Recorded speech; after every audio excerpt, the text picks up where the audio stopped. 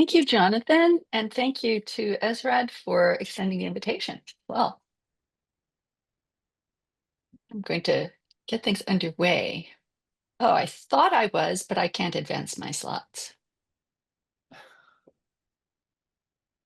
Oh, There, okay. oh, it You did. do it by clicking.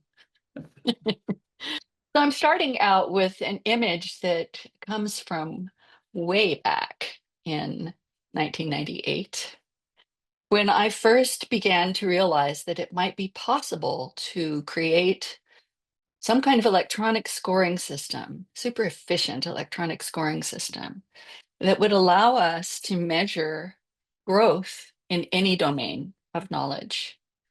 And we set out to do this in ways that are quite different from what we're doing right now, but in some ways quite similar. There was always the idea that we could possibly create something that would be able to score at scale. But at this time, we really didn't know yet how wrong our goals for education were. We really didn't realize how much the goals we were setting for our children's growth were missing the mark. So that's been something that's developed a lot over time. And so just keep this aspiration in mind as we go through the rest of the presentation. Okay, I am not really finding this intuitive. How do I get to the next slide? Oh, there. I have to click in the exact right spot on my pad. Okay, so a bit of an overview of what I plan to do here. And now I'm going to start speeding up because I'm very aware of how long this has been taking in practice. There are two big questions that have found extremely important to attempt to answer if we want to be able to support the development of human beings, or the optimal development of human beings. We need to understand how we can optimize human development. So what is the appropriate way to go about optimizing development? I think we've always had a lot of assumptions about what that might be, but we've never really thought deeply enough and researched deeply enough to be able to have confidence that we're on the right track. So the questions that I wanted to ask were things like, what develops and why do we learn? Fundamental questions that we need to be able to answer before we can do any kind of prescription around what learning and education ought to look like. And then the next big question is, how can we show that we're succeeding?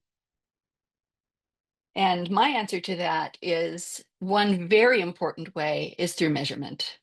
If we can figure out how to measure what we really care about in learning, what really matters, then we can confirm, or whether or not we are having the kind of success in building people's minds that we would like to have. But without some kind of measurement that's really measuring what we care about, we're never going to be able to get there. So I set out in 1998 to begin that process of trying to figure out a way to measure at scale what we really care about, starting with the lectical assessment system, which was a modification of the hierarchical complexity scoring system, and then moving on to the computerized lectical assessment system. The work on the computerized lectical assessment system began in 1998 with a $500,000 grant from the Spencer Foundation. So we've been at this for a very, very long time. And it is only very recently, during the last year or two, that we've begun to believe that what we've created is stable enough and accurate enough and fair enough to be able to begin using it at scale. So I'm going to talk about how it works. I'm going to talk about whether it's fair or not. Very important. They're very important to consider fairness. And then we're going to look at some growth trajectories and growth patterns that are revealed by class. And then I'm going to make some suggestions for future research for all of us. And one of the things you're going to notice about our work is that it is lifespan. It's not focused on exclusively on childhood. It's not focused exclusively on adulthood. Every single thing that we have created works just as well for adults as it does for kids, because the fundamental way in which we learn is built into our brains, and it's basically the same system no matter who you are, or or how fully developed you are already, unless, of course, there's something odd about your brain that is caused by accident or genetic issues. Okay, so there are three big ideas behind this work, and they are that, and in a way, these are answers to those questions that I just posed. Learning at its core involves what Baldwin and Piaget called the circular reaction. So way back at the turn of the last century, people were identifying this thing that they were calling a circular reaction in children's behavior that had a lot to do with learning. We're going to be talking a little bit more about that. The second is that the mind is designed to develop through practice. Mental development is skill development. Now, this concept of skill is extremely important in our work, and I'm going to talk more about what that means and how we work with that notion of skill. Development is a process of hierarchical integration that can be modeled and measured as the development of meaning. And this is very important. We had a lot of things we could choose from when we decided that we were going to try to learn how to measure development. We landed on meaning because it seemed to us to be the most accessible and essentially logical place to begin.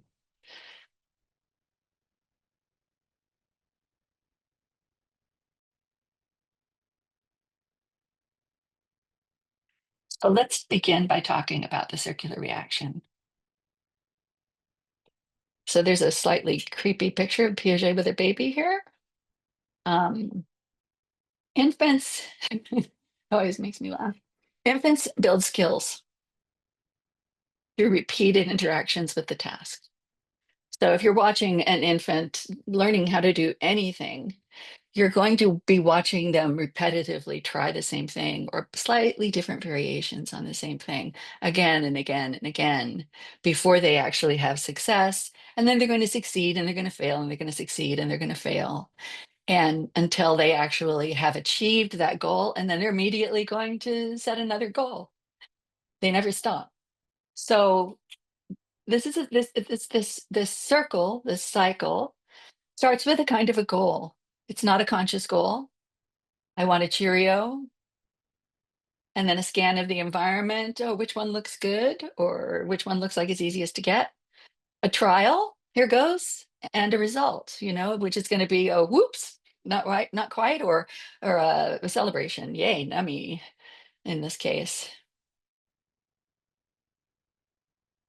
And what we've done here at Lectica is we've operationalized this circle, this cycle, as a model first, and then as an activity that we can engage in consciously to support our own personal development. And we've gone a long way in being able to understand this idea of the virtuous cycle of learning and how best to use it in practice. And we'll be talking a little bit more about that.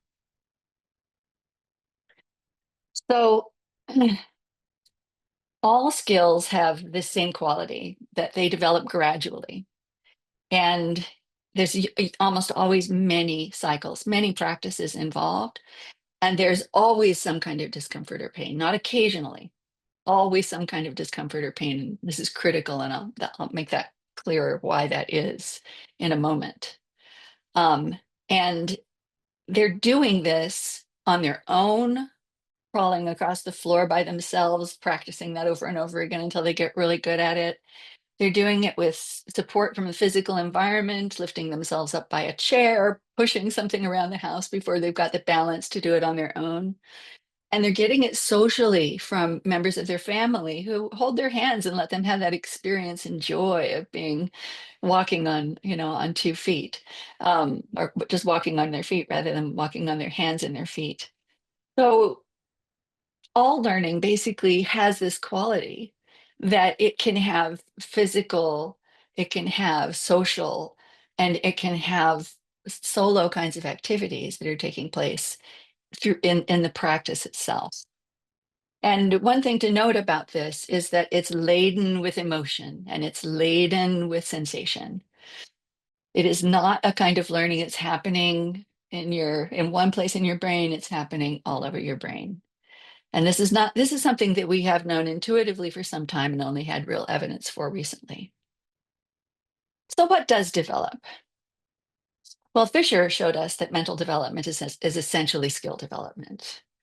And I don't think this is the way that he put it, but essentially, from his perspective, a skill is anything that develops through practice. And more advanced skills develop through the coordination of smaller skills. And this is just true of all skill building throughout our entire lifespan. So when we go back and we look at this process, we're looking primarily at physical skills here. And it's really obvious to most people that we're talking about skill when we're talking about learning to walk. And when we look at a skill map that's laying out all of the tiny skills that are required for being able to get really, really good at something like collaborative capacity, it's also pretty clear that we're looking at skills there. These are all things you can practice in this map. And around the outside of the map are the things that you can practice in real time in your day-to-day life, in the same way that that baby was practicing picking up the Cheerio. And this is a little harder for people to get a hold of. It was harder for me. But meanings are also skills. Meanings emerge from the construction of lower level, less complex, more concrete meanings that we gradually bring together over time in increasingly abstract constructions. And we made hundreds of maps like this in the earlier days, trying to understand how that process worked. Like, what do you need to have this particular concept of good education? What needs to be there for us to operate on in order for us to get to that point?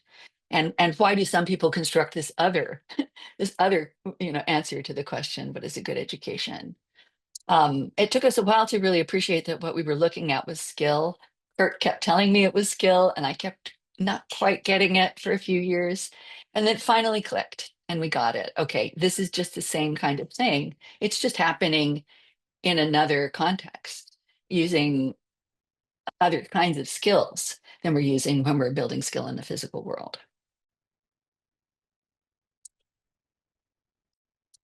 Many of you have seen skill maps that look like this one, especially if you're working with adults, but also more and more in the educational system, where people are trying to build competency frameworks, or they're trying to build skill maps in order to be able to try to figure out how can we help people develop. But what they put in these maps are not skills. There's no skills in this map. I created this one for the NSA in 2006, and when I work in organizations today, I basically see the same thing. There are a few more real skills slipping in here, but most of the time, what they're talking about are things like qualities or emergent properties or traits. And it's very difficult as people who work in the adult field to help people build these so-called skills, because there are no hints about how you would go about doing so in any of the literature, or certainly in these maps. Okay, so that was a little bit of an aside to kind of feed the folks that are doing the adult work specifically. The next question is, how, why, what's making us do this? Because if you watch a kid learning to walk, the first question that comes to my mind is, why are they keeping doing this? They're hurting themselves so often. You would think that that would be a disincentive. And when Piaget and Baldwin came up with the circular reaction, they knew it was happening, but they did not have an explanation for why, because it took until very close to the turn of the century before we began to understand what's going on there in our brains that's feeding this cycle. And so most people know about this cycle as an addiction cycle, and it is, but it's an addiction cycle that evolved for learning. It did not evolve for taking drugs, it evolved for learning. And in our society, we recruit it for almost everything but learning. It's super underutilized in the educational system. as the motivation cycle that drives learning. And interestingly enough, this is a cycle that doesn't even get turned on unless there's challenge. So you can't get someone interested in engaging a task unless it's got some challenge behind it, unless there's some stretch involved. And it breaks if you have success too often. So you have to have a certain amount of pain and discomfort in order for it to keep going and for us to be able to keep utilizing it. And we get the opioid hit occasionally when we actually succeed, or when we feel that we intuit that we've gotten to a next step in our skill. So it's a very interesting cycle. And if we were leveraging this for learning, one of the cases I'm going to make here is that our brains, our minds would look very different. I still haven't quite got it. The other thing that has come out of our new century is research into something that's called the connectome. And oh my God, when I saw this the first time, I just thought, this is where the answer lies. Like, how do we learn? Like, this is how we learn. We learn by making connections. And what the connectome research has made clear is not that we make connections within different parts of our brain that perform separate functions. We make connections between parts of our brain. And everything that we learn is mixed up with bodily sensation, it's mixed up with sensory information, it's mixed up with emotion. When we embody learning, when we learn through practice, we're ensuring that that happens.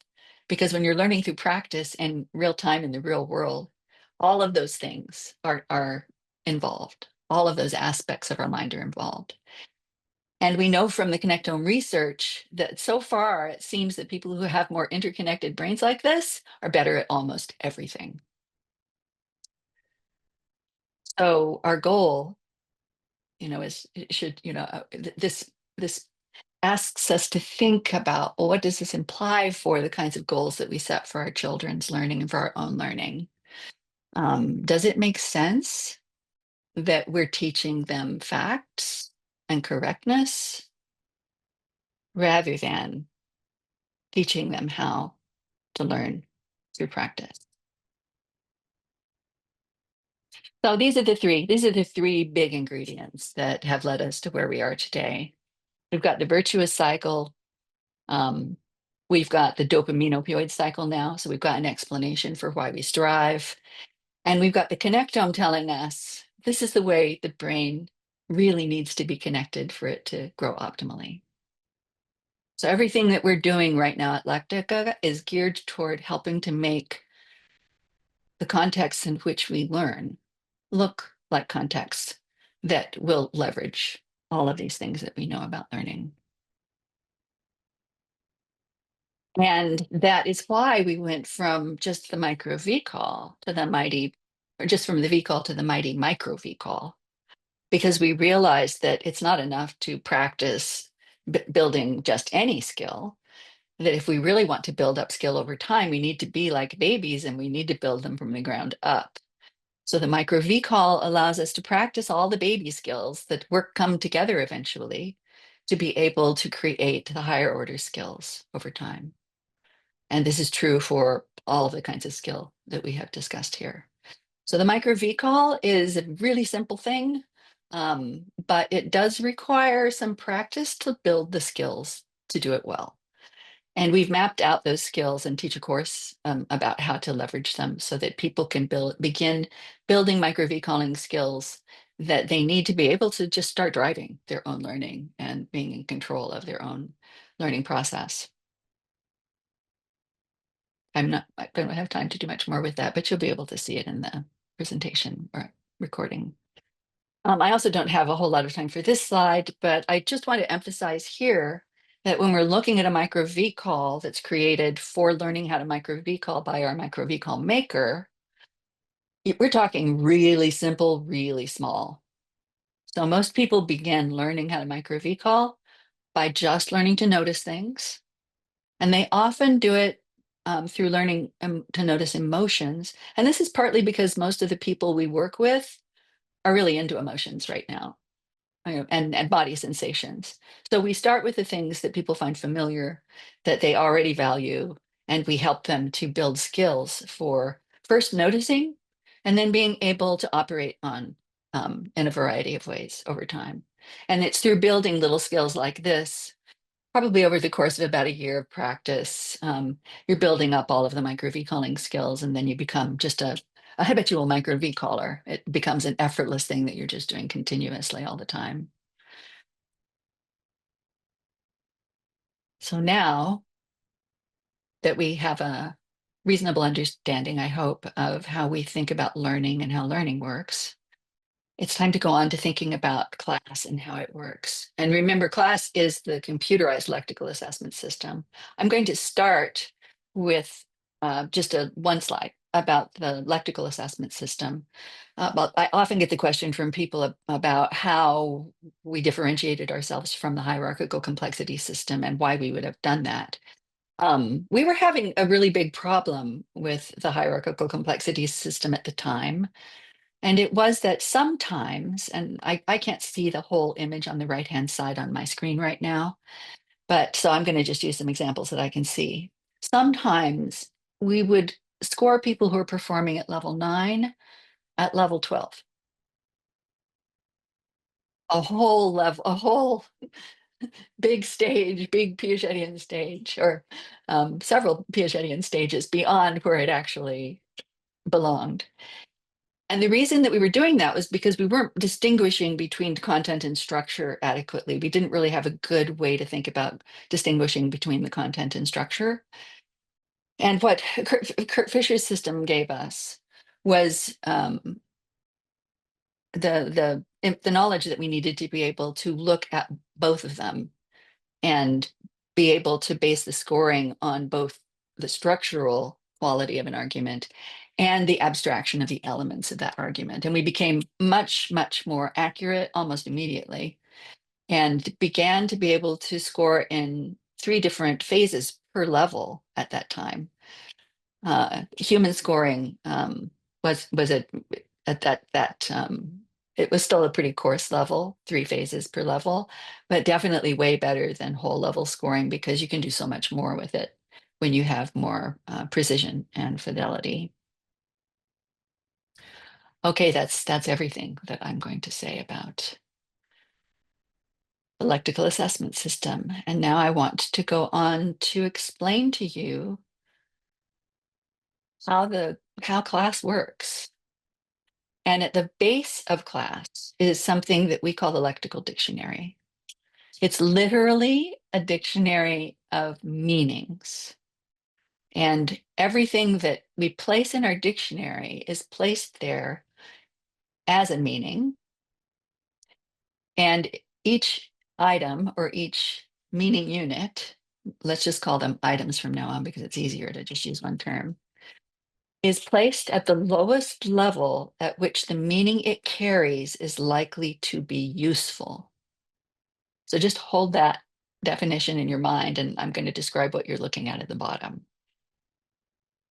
I've got several bins here. Each one of them represents a whole level in Fisher's and Commons system. 05 represents level 5. 06 represents level 6. Sensory motor systems, single representations. As we move up, we're just taking one full step up the ladder of development, so-called ladder of development. In the real dictionary, there are 4 bins, 4 of these buckets that you like the ones that you see here for each level. So you're seeing kind of much more generalized version here, but I did that on purpose because it makes it possible to see it on the screen. But I also did it on purpose because it makes it a little easier to see that if you go from left to right, so almost anybody can see that the meanings of these words are becoming more complex and more abstract over time. And that's the main point that we want to make, is that the construction of class has been a thousands of hours process. of human beings looking at meanings in context, often in multiple contexts, trying to get a handle on what the lowest level possible meaning for that term is and get it into the right bucket. And it's not a process that lends itself to something called absolute accuracy.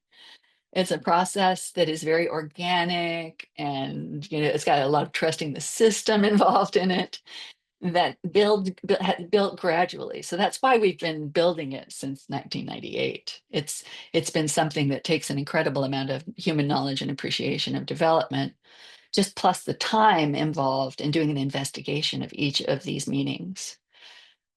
I can guarantee you that nobody else in the world is doing anything that even looks like this, even though they may be making claims that they've got things that look similar.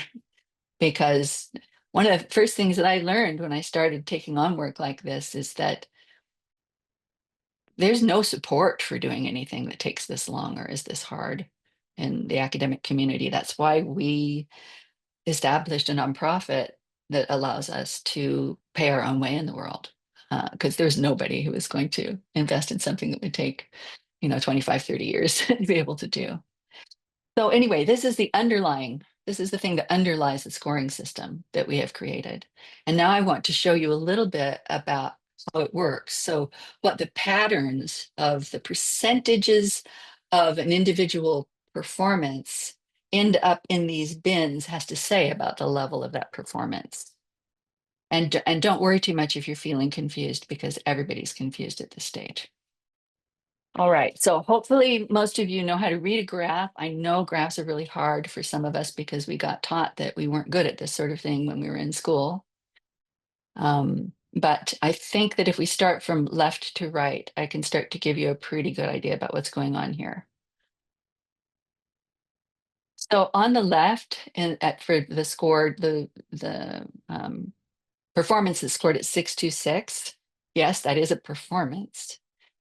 We can see that there are these bins at the bottom: 5B, 6A, 6B, 6A, and then we've got all of the kind of percentages or densities for the items that represent the meanings that that particular child was using. And you can see that we've really only got densities in 5D, 6A, and 6B at this level. And there's no other language at other levels available at that level. And if we move on to 690, we can see that things have changed a bit. The peak is still at the same place, which is, or is it? Nope, the peak has moved to 6C with a competing peak over here at 6D. And we've moved out from 6C being the highest level, or being the place where we stop seeing any terms, to 7A being the place where we stop seeing any terms. And then on the next one, we see that 6D has become the peak now, very clearly the peak, and that 7B has become the place where it goes to 0. So this just gives you an impression of, there's the densities of terms in the bins, just moves to the right. It gradually moves to the right. And at this stage, we're decreasing the use of the terminology that we first used. It's becoming a smaller part. Now here's the trickiest thing, and some of you probably have already seen this or noticed this, but the trickiest thing is for us was explaining what's going on here in this first distribution that we're seeing at the lower levels, because it never goes down to 0. You never stop having a peak at 6D throughout the entire developmental process. And what we eventually came to terms with was that this is grammar. And it's the words that we use every single time we write a sentence. And this is true in every language, that there are certain words that you can't write a sentence without. And the basic grammar is something that we learn very early. And this just confirms what people have learned in linguistics over many years. And that we also are using all of the time in all of our speech. So there will be a hump here on this side for all of development. And you can also see that it's just continuously moving to the right, and you're seeing growth going out to the right.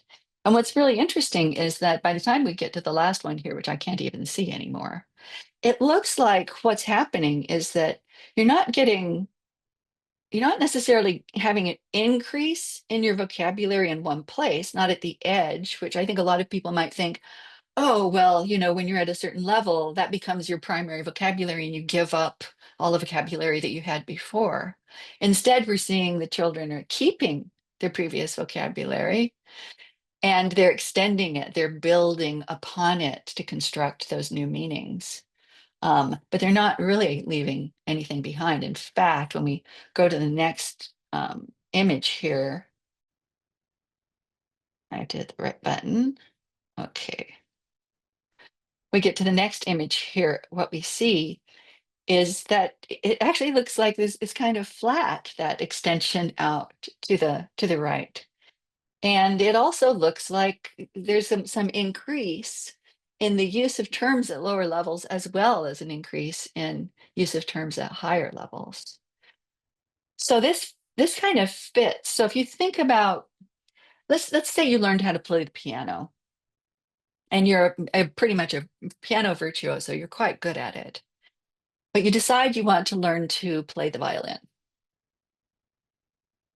You're going to have a lot of quite low level skills to learn before you are able to get to the point where you can play the violin at anywhere near the level that you're playing the piano.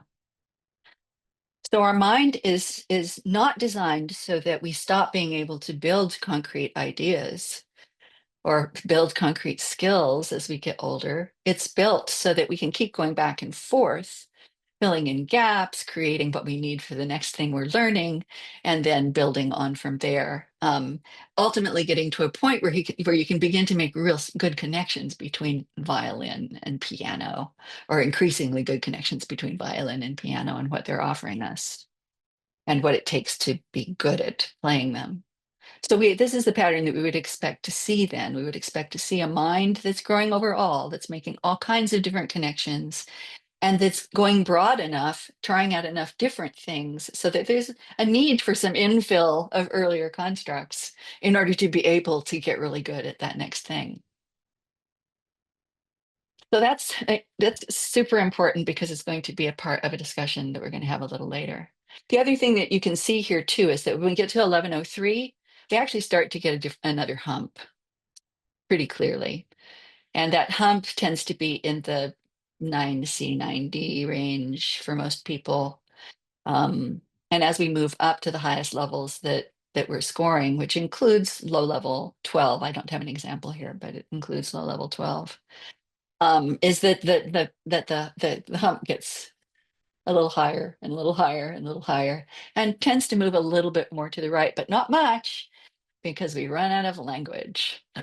So we run out of new terms. So it's not so much about development later, is not so much about new meanings. It's about developing more meaning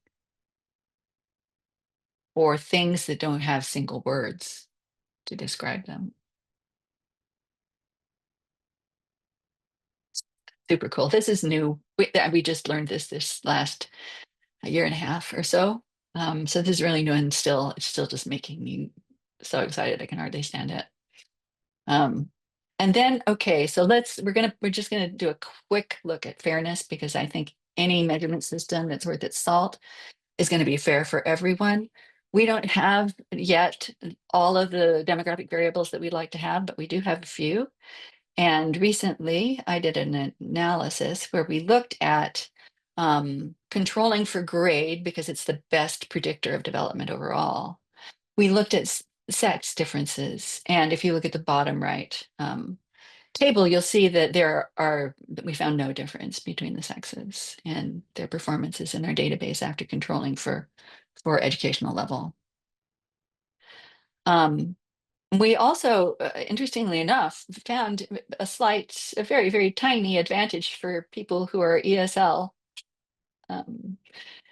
which we found very, very difficult to think about and wonder why. Is it that people outside of English-speaking countries have a better educational system? Does it mean that they have some advantages because of the kind of language that they're speaking.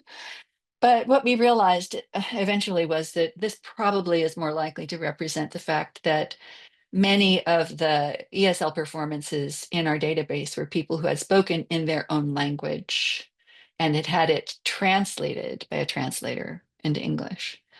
And later we discovered that translators almost universally do a little bit of embellishment when they translate. They make it sound that little bit better.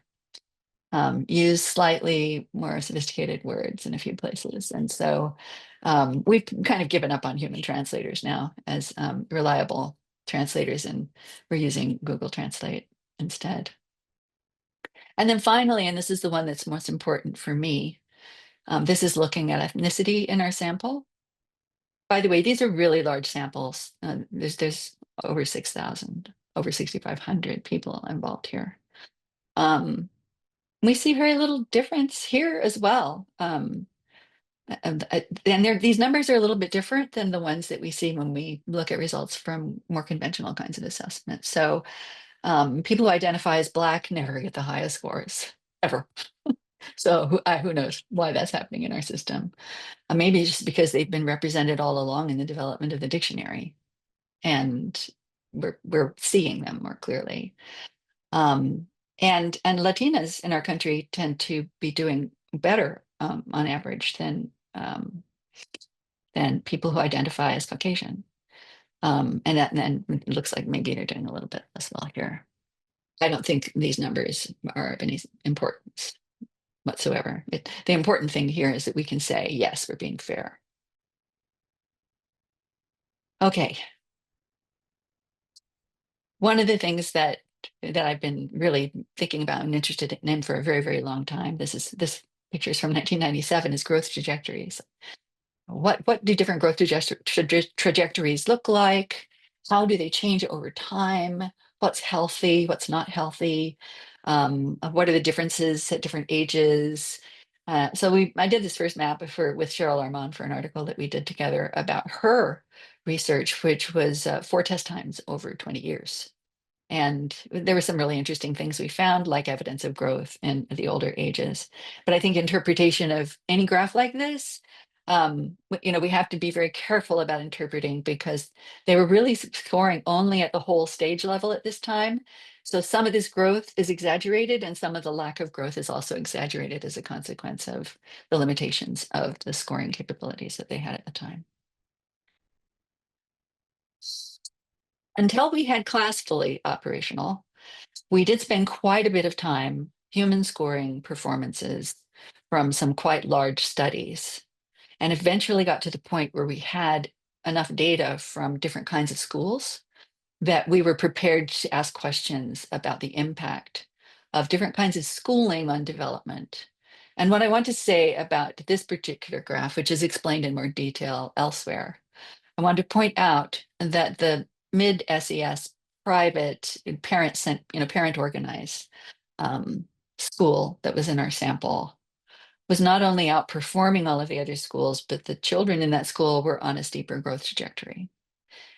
And that school was primarily doing practice-based learning. That was their primary way of doing learning, was through practice. So the kids were not being pushed. They were being allowed to find their place in the learning and work on the things that were real for them in the moment. And the result is that they're all staying on a really nice growth path. The kids who are in the inner city schools are at the bottom. And those kids, I've cried many times over what happens to those kids. They are completely unable, for the most part, to understand the material in the classroom. They quickly go to a memorization strategy. They're constantly being pushed to do better, because the only way you can succeed in American society is if you go to college. So they're being told you are a failure because they're not getting grades that are good enough to get them into college. So they think of themselves as failures. They're not getting anywhere. They're being bored out of their minds, or as they say, tortured by having to memorize and not being able to do anything else. And they plateau in their growth on our scale approximately grade 9 or 10. And I can't make that not be true, but we can't fix it.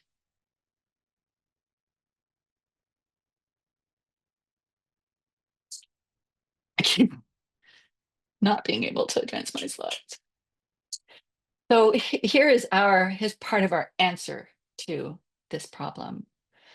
We want to be able to watch all children grow in real time through continuous growth monitoring. We have a whole bunch of adults signed up to do this right now, so adults really seem to think this is a good idea for them as well. We want kids to be able to see the consequences of their efforts to learn as in a positive way, so that every single child, no matter where they are in the genetic lottery, is going to be able to see themselves as growers. So we do this thing where we allow the teachers and the parents to see the actual scores so that they can see where their child is in terms of their growth and what the slope of that growth looks like. Parents aren't going to see this in comparison with other kids unless they have more than one child themselves. Teachers will be able to begin to understand their students better because they will understand that Johnny's not making A's on everything because Johnny's on a different growth trajectory. And you're not going to get Johnny making A's because he's got a lot more growing to do before he's going to be able to understand that material well enough to be able to work with it and have it become useful and get it networked into the mental structures, into that connectome in a way that makes it meaningful and useful. What we do with the kids, you see on the bottom, we take away the scores and we give them graphs that show that they're learning that are all basically at the same angle. So that if they go to share them with their friends, they can talk about the variations. Like Janet could be talking to Chen about, look at that time when my parents were having a hard time. Look at what happened to my scores. So they're beginning to get insights into their own learning, into their own learning processes. And there are things that they can do something about. It's also something the school can do something about. If the school sees a dip in a child's performance and they get this information really quickly as it's happening in real time, the school counselor, can be trained to be able to understand what these patterns might mean and provides help for that student to be able to cope with whatever it is that's going on in their life. The teachers can also take this into account and perhaps alter their expectations a little bit for this person as they're going through their healing. There's so many opportunities when you can do this kind of growth mapping to allow children to see themselves as growers rather than as failures, and to allow parents and teachers to have information that's actually useful, that's going to help them help their kids grow. And the same goes for people who are working with adults and helping them to grow. Seeing these patterns is really, really helpful um, and helping people to see into their learning and their own learning practices and how they're impacting, and their lifestyle practices and how they're impacting their learning. And just that can help to make people more effective learners. So there are many other things that I could talk about with respect to these slides, but I would be willing to bet that my time is going to run out pretty soon. So I'm just going to leave this here. There's information about this on our website that goes into more detail. And of course, I'm always interested in talking to people who want to hear about our work. So I want to take you back to the aspiration, to the dream that I had back in 1998.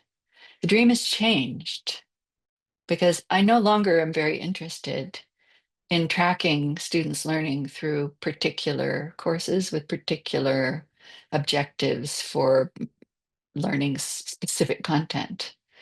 I'm much more interested now in being able to provide an assessment of how well developed the mind is in these different areas, which means that I'm interested in how is the student thinking about the things that they're doing in school? How are they understanding them? How are they connecting them to the real world? How useful have they been able to make this information? Because now my focus is the development of the mind as a whole. and the development of the individual as an agentic learner who has a flexible mind that can adapt itself to new circumstances as they come along. And we all know that we are in a period of great change in human society right now. And the minds of the future need to have the qualities that will make them as adaptive as possible and make them equipped with that sense of personal agency and competence that you get from building skills yourself and seeing the outcomes of building those skills over time and building that trust in yourself as a human being who can do it. They have to. So here's what that chart would look like today. A little bit of a difference, but the social studies, literature, and science trajectories here are not, did I learn this particular definition of this particular science concept, but it's how was I talking about that concept? How was I constructing that concept? And how does it relate to other things I'm learning?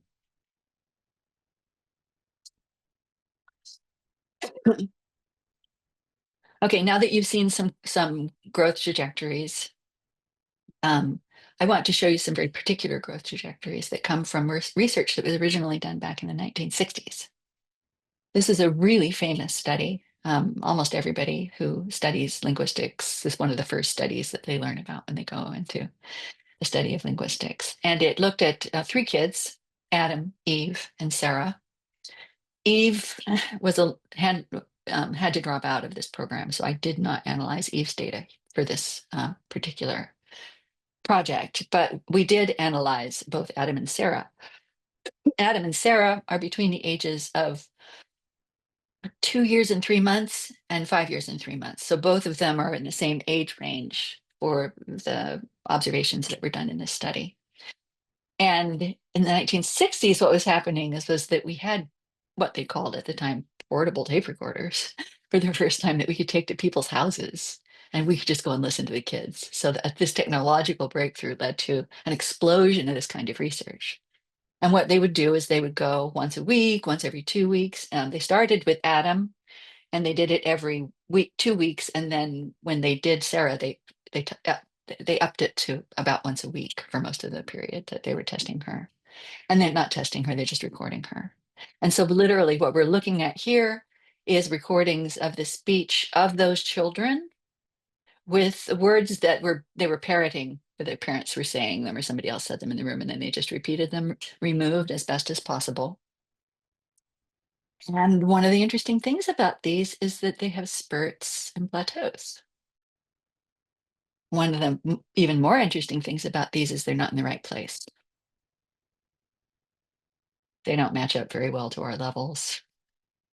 And they're different for each of the kids to some extent, which means that a whole bunch of stuff comes into question that we've taken for granted for a long time. Um, I had already given up with the idea that in my early research that I had discovered spurts and plateaus. I think that was an artifact. But now we actually have spurts and plateaus that are real, but we can't explain them exactly in the light of the way that we thought about development in the past. So that's just cool. Researchers love this sort of thing. Well, unless they're just intent upon being right, and then they may not. I could. I can be accused of liking to change my mind. The other thing that you notice pretty much right away is Sarah's are really all over the place, and Adam's are really tight. Like he's performing really tightly at the same level, and he's growing in a very steady kind of way. It looks like. So I went back and I read the original transcripts because I was really curious about what was going on here. And when I read the original transcripts, I discovered that Sarah was just playing with her friends and with toys and talking.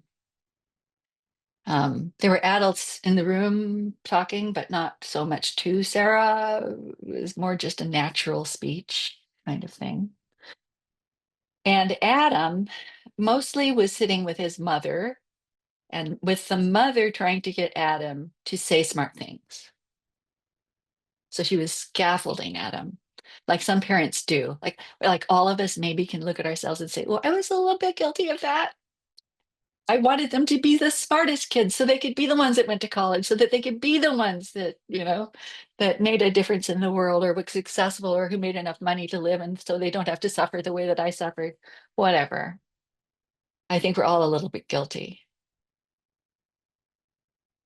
But the thing is that, with that goal in mind, with the goal in mind that this mom had, that she was going to support more effective development for her son, when we juxtapose these on one another, we see Adam ahead at the beginning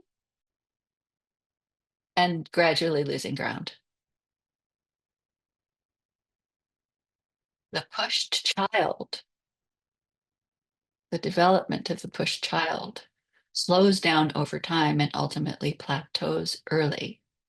Now, this is not just me saying this. There's a bunch of researchers that have been creating system dynamics models that show that this is exactly what's going to happen if you try to push.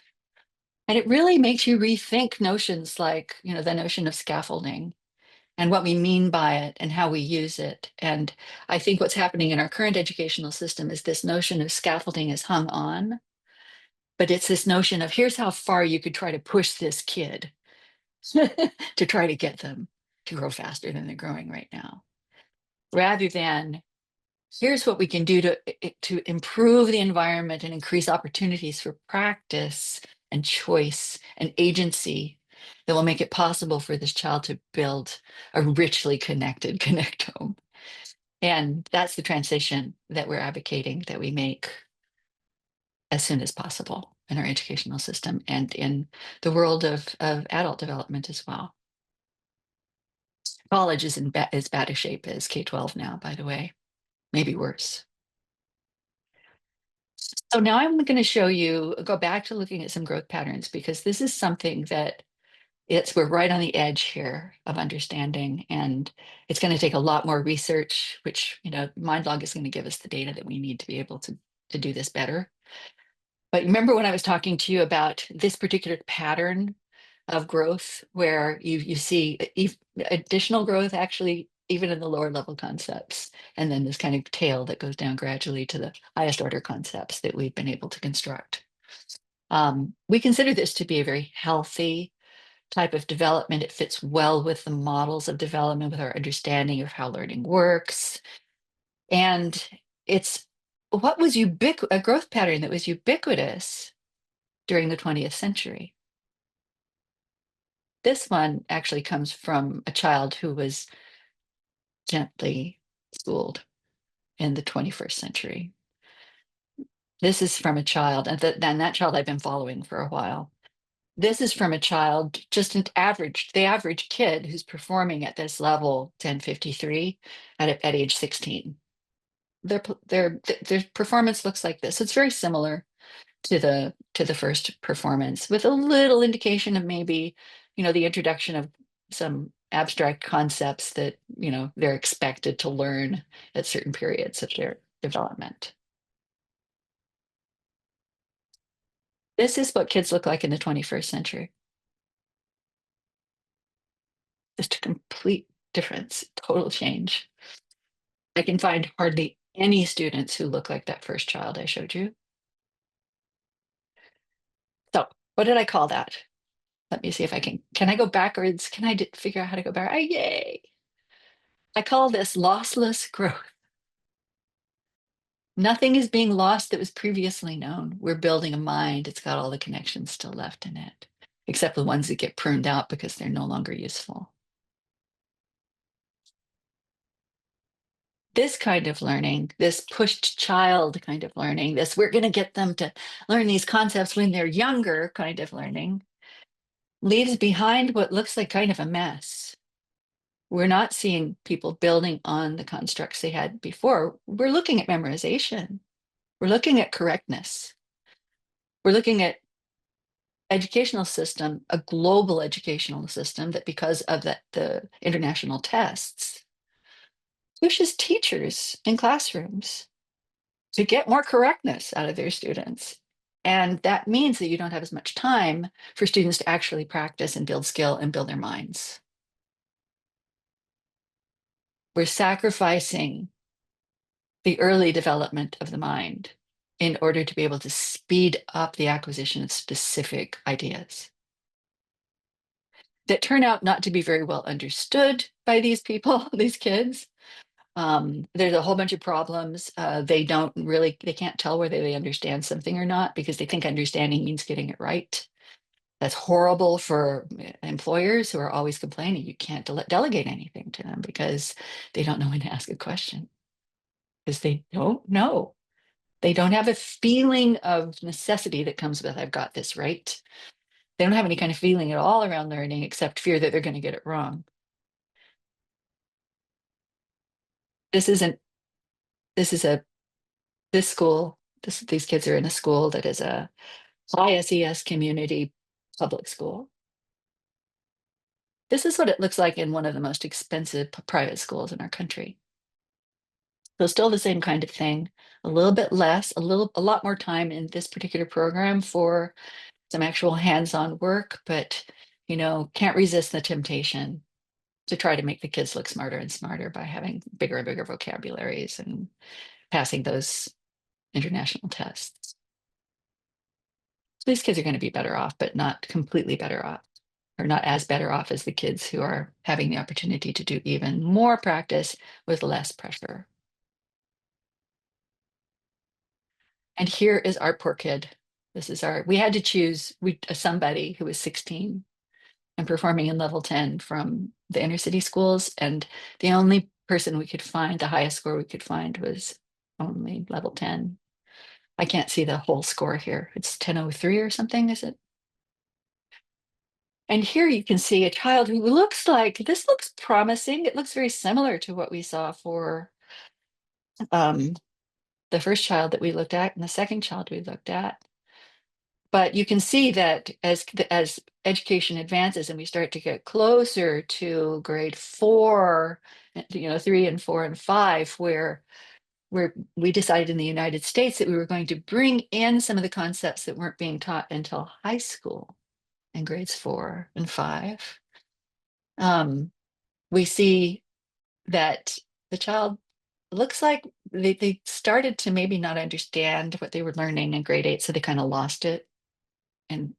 Or not grade 8, I shouldn't say grade 8, in 8D, which would be grade 3. And then they figured out that they could memorize the stuff. And they started memorizing. And then they just gave up and just stopped crying. And this pattern is ubiquitous in our private schools,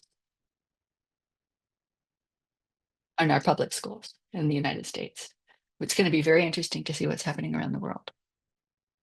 But these kids don't stand a chance because we're not creating a healthy connectome. They don't have a good platform to build upon. And it totally breaks my heart. But we can do something about it. I'm not just crying about it anymore. We're at a place where we can actually start to do something about it because we have a measure that measures what we care about. And we're starting to work in schools this fall with some experimental work that we're doing with a bunch of really gung-ho educators, both in adult learning and in K-12 learning. But here's some research opportunities that are ahead of us. And they include things like the capacity to do these really fine-grained, large-scale longitudinal research projects on individual growth patterns. I'm sure that almost every school that's using our stuff would love it if a researcher came around and said, hey, I'd like to study this for my dissertation.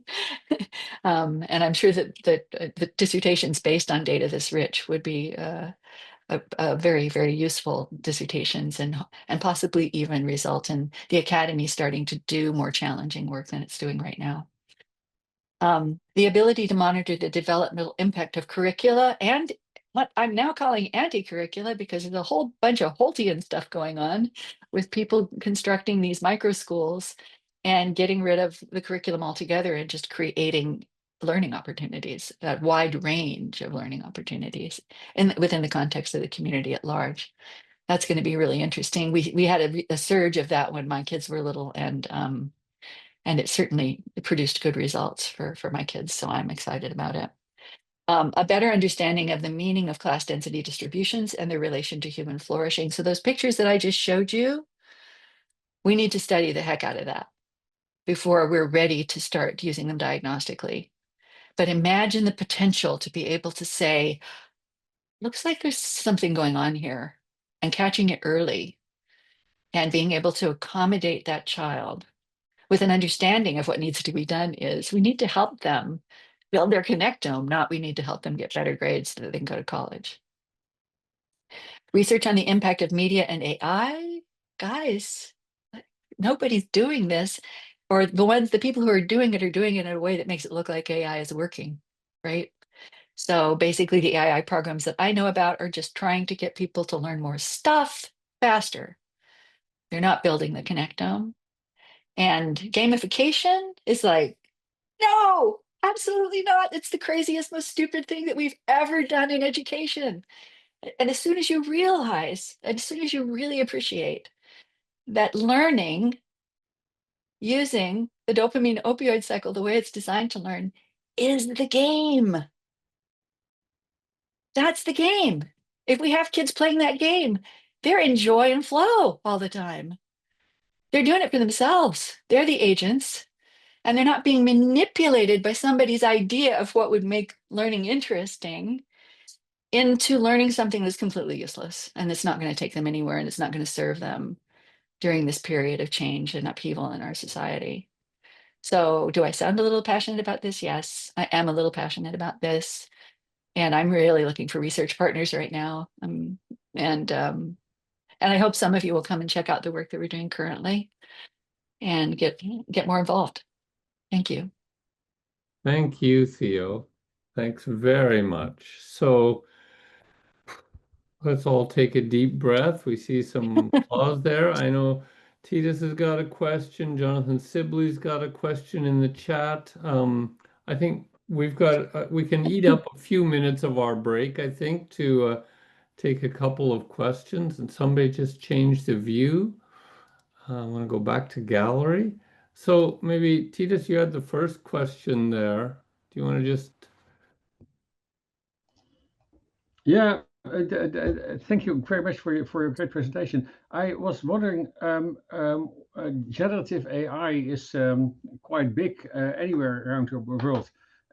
Has someone asked you already for your class dictionary to optimize a generative AI system? We will never do that. Not while I'm alive. I think that generative AI is one of the greatest threats to humanity ever because it causes us to stop using our natural learning cycle. It stops us from building our brain properly. So and the way that we've developed MindLog, one of the reasons we've developed MindLog in the way that we have is that it prevents kids from using AI because you can detect it immediately. When you're doing a curve for somebody, AI stands out like a sore thumb.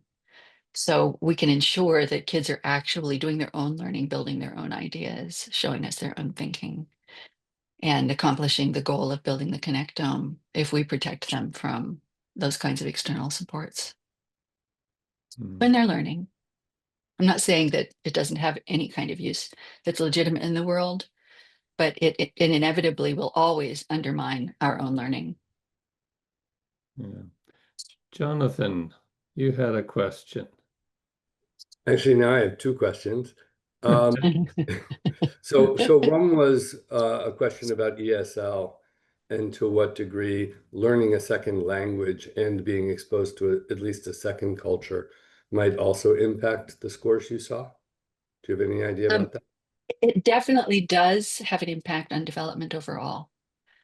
So people who learn multiple language and people who do anything that causes them to be what I call a little more polymathy, like stretching out to another language, stretching out to another discipline, stretching out to anything that we do that stretches us further and causes us to be able to see things that we couldn't see before is going to be really working on that connectome And so it's going to have effects on our development overall. And we have found that in schools where students are routinely learning new languages, that the scores of the kids who have more than one language under control are scoring on average higher, even when we, when we try to take out all of the confounding variables. I mean, it's not a giant effect, but it's a real effect. And my second question was around the distinction between being able to use big words and the deeper understanding beneath that, and how you account for that in the scoring, because you showed us several examples that look like that. Yeah, it's a thorn in our side. It was at the beginning, because we really had to figure out, what are we going to do in these cases, especially the cases where, they're teaching kids high school concepts in 4th grade. That's where we really saw it first. It's like, why are these kids using these words? They haven't got a clue what they mean or what they're talking about. But interestingly enough, a lot of that advanced language tends to be jargon.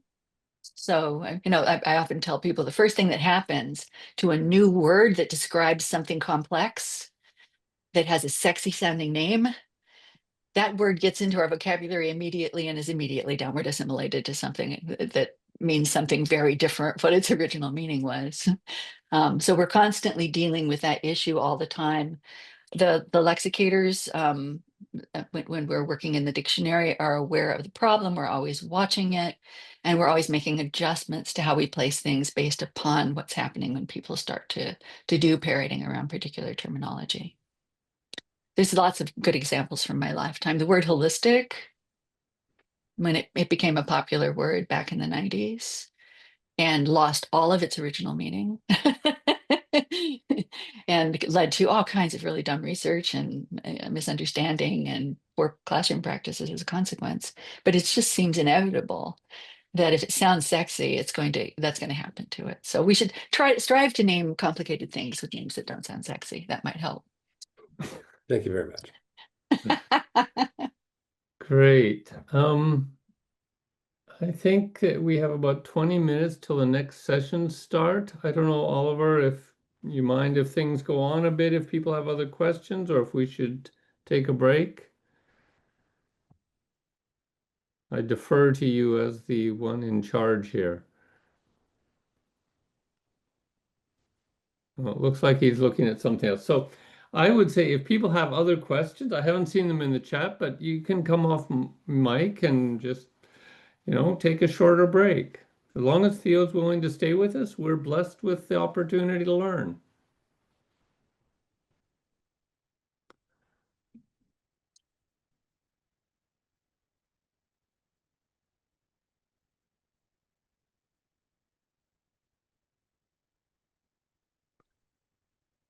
Everybody's shy or intimidated or something. I don't know. I don't know. I tend to leave people speechless. I think it's a pattern in my behavior I've been trying to deal with, but not with great success. It's from drinking from the fire hose. Takes a while for people to digest. That's right. And I am a bit of a fire.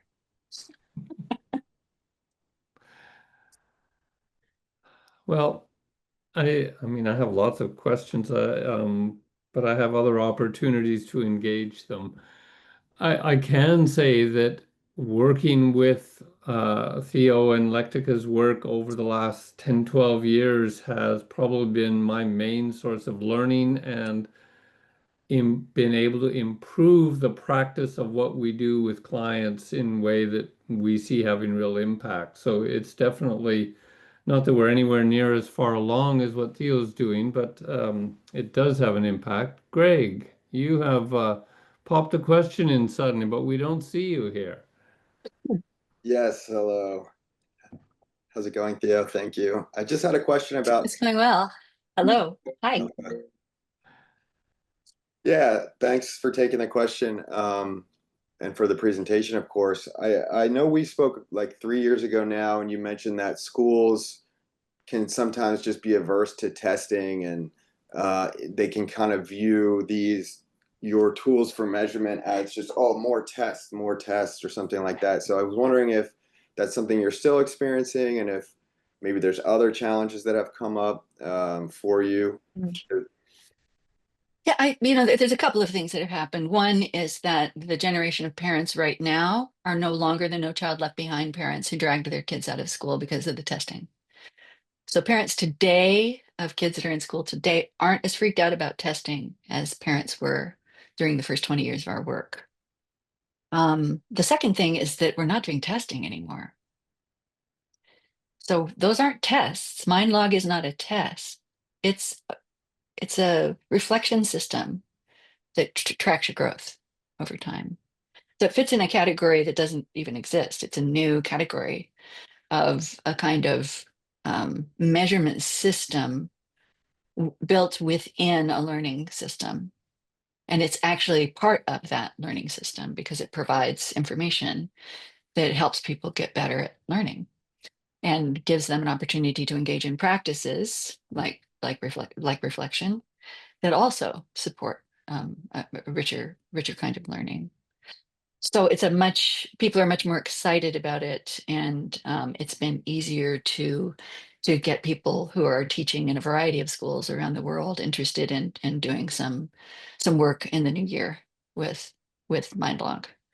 Then I'm not claiming that there aren't any risks with MindLog because there are assessments in it and misuse is possible, but we're doing a bunch of things to try to make it kind of bulletproof, make it difficult to use it in bad ways.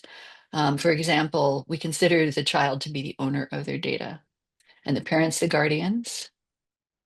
And when the kids come of age, then they are the only ones who can manage their own data. This is quite different from the way that data are hidden from, and other assessments are hidden from children and parents or disguised in some way. This is going to be a completely transparent way of dealing with these kinds of data. And I think that the fact that we've got the diagnostic piece and that the parents can actually follow along with something that makes sense. So I've just had someone send me a whole bunch of student reports that are completely opaque. They don't tell you anything, and they certainly don't give you any ideas about how you can support your child's growth. What we want to do is provide parents with really good information that's truly helpful for supporting the actual development of their mind. We're not ever going to advocate sending lists of words for them to memorize home with them. But we would be interested in the community, the block, the community setting up a special time when the kids can basically run wild with parents standing way back and watching them play rather than, hovering over every moment of their lives. So there's, I think that it's being seen as something different, and it doesn't seem to be as scary to people as a consequence. That's great. Thank you.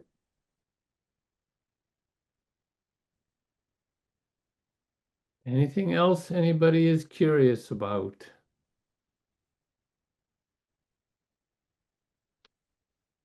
So I feel like an auctioneer going once.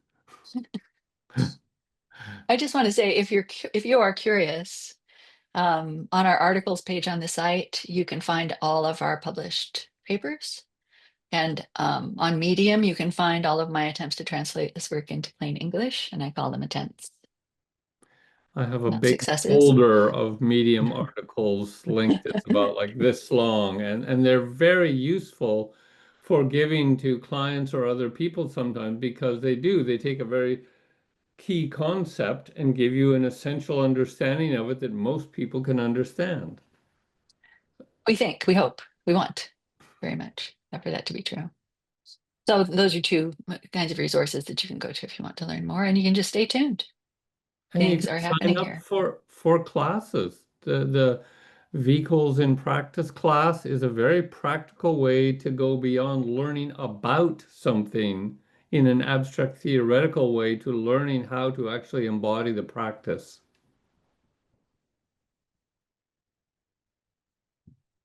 So I highly recommend it.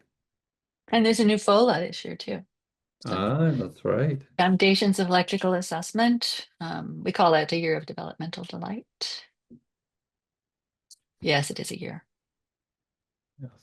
And Theo, the FOLA would sort of qualify you to conduct research using Lectica tools, or would you need more of the programs? There's a bunch of things that would qualify you to use Lectical tools, or you don't need qualification. If you want to use the tools in coaching practice or classroom practice, we have a special course for that called Lap 1. If you want to just learn to do recalling for yourself and begin to get an understanding of skill mapping, then for yourself, for your own development, you can join a course called VIP, which is VCall in Practice. FOLA will not help you do anything practical in the world, unfortunately, all by itself, because it's a more academic course. So you learn about in FOLA, you learn how in the other courses, and so it depends on what kind of learning you want to do. But if you're interested in using our assessments for research, you do need the FOLA because there's no equivalent to it out there in the world anymore. So you need that background information. And then, we do a lot of hand holding when people are working with our data to help make sure that it's being used properly. So yeah, there's lots of different kinds of opportunities, and you can go to the contact us page on the website and fire away questions that you have anytime you want.